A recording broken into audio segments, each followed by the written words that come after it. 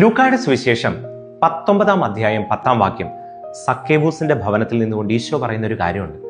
നഷ്ടപ്പെട്ടു പോയവരെ കണ്ടെത്താനാണ് ഞാൻ വന്നിരിക്കുന്നത്.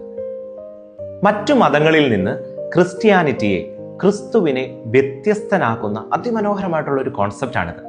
ലോകത്തെല്ലാ മതങ്ങളും ദൈവത്തെ തേടി മനുഷ്യന്റെ യാത്രയാണ് അവതരിപ്പിക്കുക. എന്നാൽ ക്രിസ്തു മതം നേരെ തിരിച്ചാണ്. മനുഷ്യനെ തേടിയെത്തുന്ന, മനുഷ്യനെ ഒറ്റയ്ക്കാക്കാത്ത, തൻ്റെ സൃഷ്ടിയെ ഇത്ര അധികമായി സ്നേഹിക്കുന്ന ഒരു ദൈവത്തിൻ്റെ കഥയാണ് പറയുക. അതാണ് ക്രിസ്മസ്.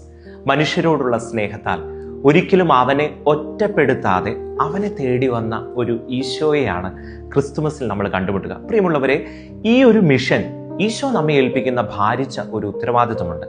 അതായത് എല്ലാവരുടെ അടുക്കലേക്കും പോകുവാനായിട്ട്. ആർക്കെങ്കിലും നിന്നോട് വിരോധമുണ്ടെങ്കിൽ ആ വിരോധം പോലും പരസ്പരം ക്ഷമിക്കാൻ, അവനോട് പോലും ക്ഷമിച്ചുകൊണ്ട് അവനെയും സ്വന്തമാക്കാനുള്ള ഒരു ആഹ്വാനം ഈശോ നമുക്ക് നൽകുന്നുണ്ട്. ചുറ്റുമുള്ളതിനെയെല്ലാം സ്നേഹം കൊണ്ട് കീഴടക്കാം. ഈശോയെ പോലെ നമുക്ക് നഷ്ടപ്പെട്ടതിനെ കണ്ടെത്താം, നമ്മോട് ചേർക്കാം.